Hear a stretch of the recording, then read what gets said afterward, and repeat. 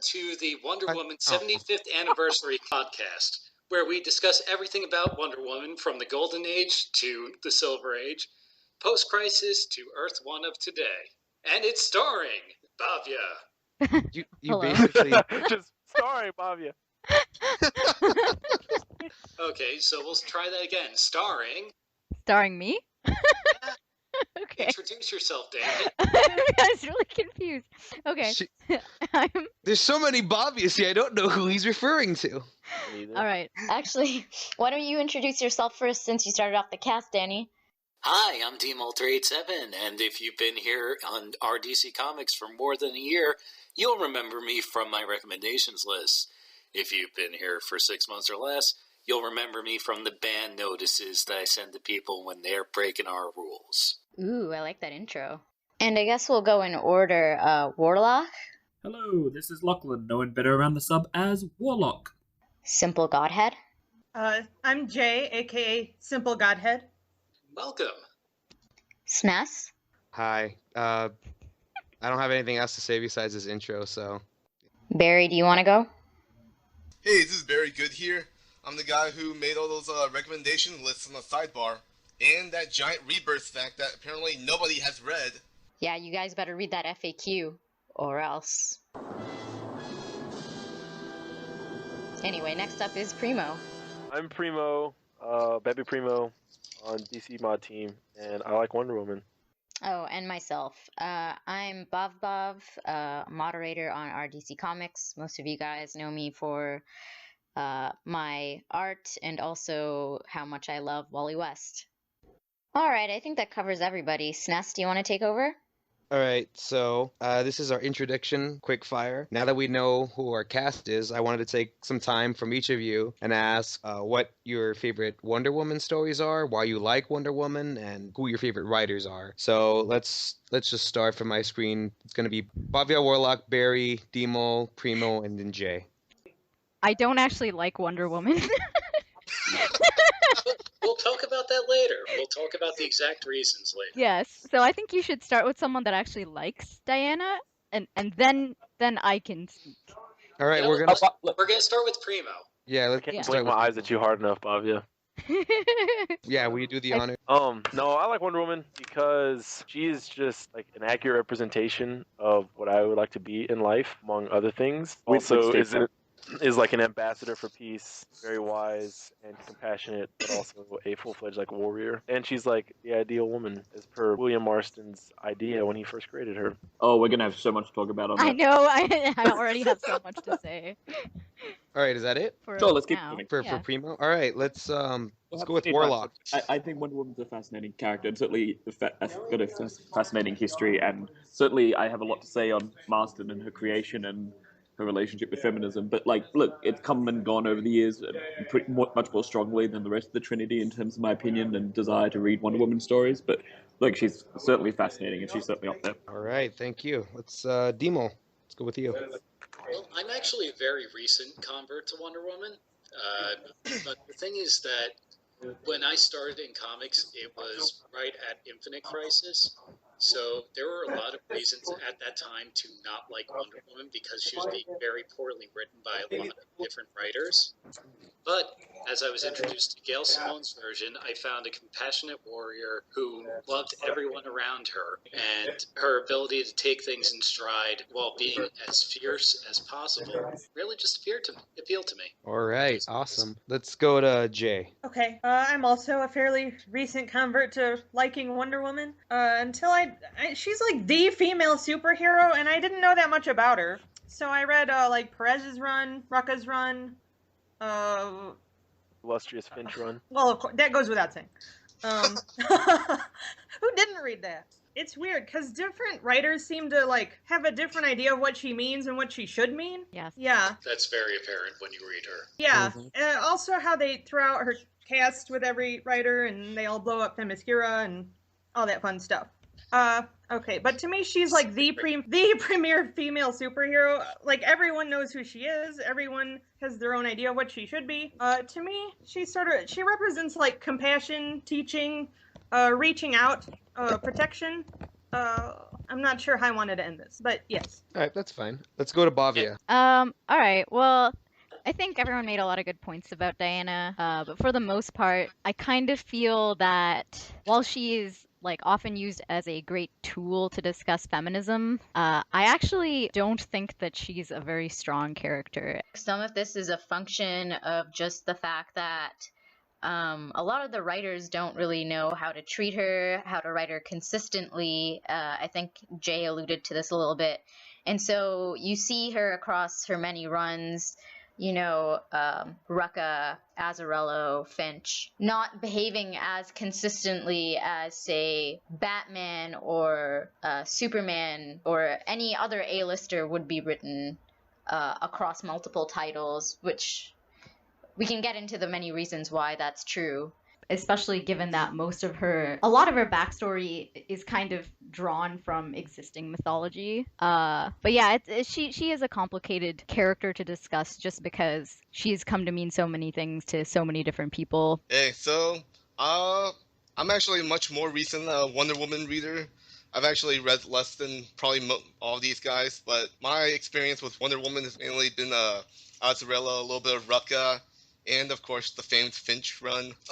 What I like about Wonder Woman is like I really like the mythology behind her. I'm a big sucker for Greek mythology, and I kind of like what she represents, both compassion and kind of that martial aspect as well. All right, Go ahead. awesome. So you guys touched. What's that? Favorite writers.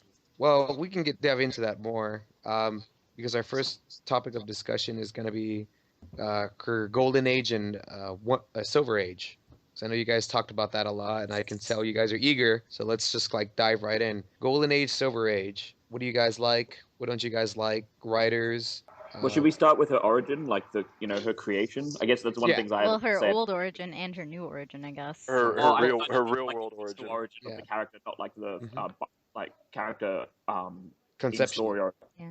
yeah, exactly. Like William Marston, who is just I don't know how many of you guys or people listening to this have read The Secret History of Wonder Woman, but I highly recommend that you go out and get it. It's a really interesting book. But William Marston About William Marston, not Wonder Woman. Yeah, exactly. Yeah, no, but like he and how he came his views on because I think the thing is why it's interesting, especially about Marston, is because so much of her, we come to this whole she's a feminist icon and all these sort of things so often, but that wasn't her. That wasn't the intention behind her creation. The intent behind her creation was to give young girls a icon and role model to look up to in the comic book world, while also appealing to male readers. That's why. Yeah, and she wasn't even going to be a woman, looking woman, but also his wife put her forward to make her a woman.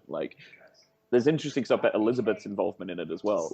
But yeah, I mean, he certainly has, I think, some interesting views on feminism at the time because he was kind of a dick to his wife and his live-in girlfriend and all those sort of things, and also the personification of female purity. Then has some really complicated issues, and then how you actually then talk about modern understandings of feminism, and Wonder Woman is kind of fairly steep. But I think a lot of that is still true, right? All of you guys, in discussing what Wonder Woman means to you right now, you all talk about the one word I kept hearing over and over again is compassion. But compassion is a trait that is so often associated with women or the ideal woman, and you don't hear when you discuss Superman or any male superhero, you're not oh, first thing that comes to mind is compassion, or second thing that comes to mind, but it's such a. And Supes is often way more compassionate than Wonder Woman, I find as well. So. I think a point that I have to talk on that one is kind of the point of one of the biggest points of Wonder Woman is to show in actual history and today. There are traits that society assigns, these are masculine traits, these are feminine traits, and feminine traits are perceived to be weaker, to say. That's why when men are emotional and things of that nature, they're they're being sissies, they're not capable of being hard manly men. And so kind of the point of Wonder Woman, that's what that societal perception is. But the point of Wonder Woman is that you can be all these things, you can be compassionate, you can have all this sort of stuff, and still be very strong, capable. But it's moot though. The point that I'm making is that it's moot, because if you're associating a feminine trait with a woman, that's what people expect her to be. You only make a Exactly. statement when you associate a feminine trait with a man. You're associating Well, the it feminine comes trait back with to a that thing woman, that, but like, then showing also that just because she's a woman with these traits doesn't mean she's weak. She can be strong, Sure. because like she's always juxtaposed against men. Constantly you have Ares, who is a male and is a god, and Hercules is a recurring character, and all these things. Like when he was champion in the '90s run of Wonder Woman, he like directly came and was like, "I'm gonna replace you because I am the male version of you and I am better." She's like constantly juxtaposed against them, and then their faults are exploited, and they're like, you can't do this because you have all this compassion, you're weak. She's like, compassion doesn't make you weak. Being afraid to have this compassion and not having this compassion and not being these traits makes you weak. I don't know. I think there's some. I think I get what you're saying, Primo. I think there's some still complicated stuff in this sense. In the same way that when Is so she like a many perfect like, feminist icon? No, you're right. no, You're of right. course, You no. can't. And you wouldn't want her to be because you want to The be answer, flawed. yeah, Like, exactly.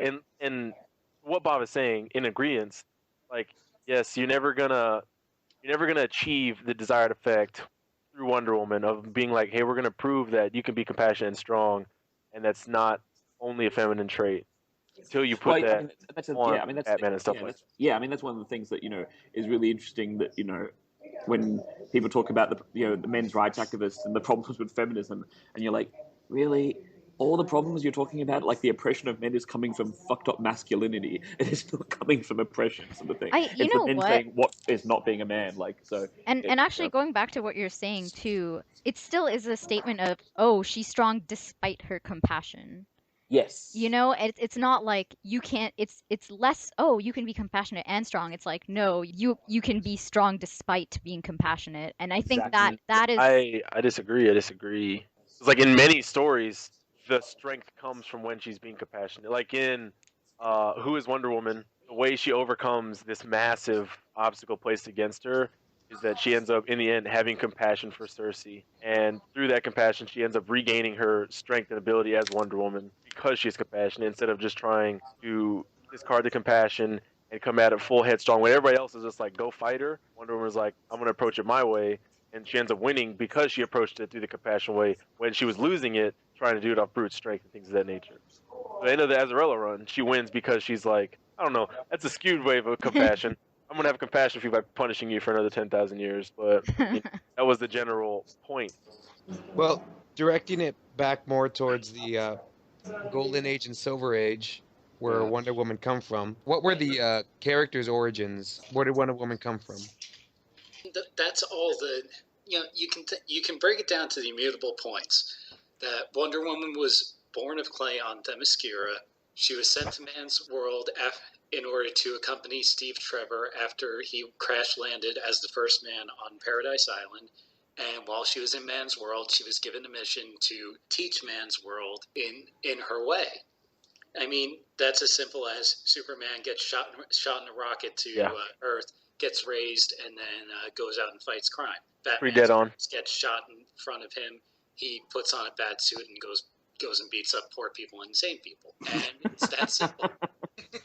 Barry Allen bores people to death, gets struck by lightning, and then runs really fast. His nephew comes over, gets struck by lightning too, and becomes the best speedster ever. That's all. Pretty much it. She's born on clay to a race of immortal women that were... Even the clay thing actually took a while to actually come in as well. Like, I mean, that's kind of fascinating. Like, I mean, that was how they built the stories. They started, halfway through. It's not like today where we'd always expect an origin to, make things really. Like showed up as Wonder Woman. Yeah, and it's just like, later. I mean, same with Superman, right? Like, the first story is just Superman going around being Superman. Then we come back to like, right, so actually no, it's more Superman running around beating up on people and jumping really high. It's my favorite. Really high, and Batman practicing eugenics. Yeah. Golden Age Silver Age stuff. Like, for those that are listening and that want to read Golden Age Silver Age stuff, you can pretty much get a general feel for the entirety of Wonder Woman's Golden Age and Silver Age. You just read Wonder Woman: The 12 Labors, which is a reference to Hercules and his 12 labors. So the Legend of Wonder Woman is a collaboration between Trina Robbins and Kurt Busiek. And what they did was they did this sort of transition story between the end of the Silver Age and the start of post-crisis that explains how, it's a framing story where Diana dies in Crisis on Infinite Earths, and the entirety of Themyscira is mourning her. And in order to celebrate her life, they go back and look at a story from Diana's early days, which is basically a retelling of, in the Golden Age style, of a old Wonder Woman story. So it's great to get a feel for how H.G. Peters and William Moulton Marston did their stories together, while still being somewhat more accessible, because Kurt Busiek is a very accessible writer on most all levels. So that's why I recommend it more than any other Golden or Silver Age story. Is it less racist than Marston's original? Very much less. Excellent. Another thing to consider about Golden Age, Silver Age stuff, for those that have read Crisis on Infinite Earths, she's like non-existent. Yeah. Except when she gets reverted to clay at the end of Crisis on Infinite Earths 12. Yeah, like, it's just because she's not important up until the modern era when she's rewritten by George Perez. Right, so does anyone else have anything to add to the Golden Silver Age? If not, then... The only thing I'll say really, really quickly is I really encourage lots of people to go back and find, you'll find lists of best Golden Age stories and all that, and Danny's got a good recommendation, so does Primo, I think. But I think one thing to really take into account with like reading that stuff is to not turn yourself off immediately just because of the narration style of Golden Age, especially stories. Like, the art was so simple because of the printing technologies that they really relied really heavily on boxes of narration. Like, now Wonder Woman jumps quickly out the window because, just in case it wasn't clear what she was doing in that panel. But yeah, so like it can, especially compared to modern sensibilities, it can be really hard to sort of get back in those stories. But there's an amazing treasure trove of interesting experiences that. So highly recommend.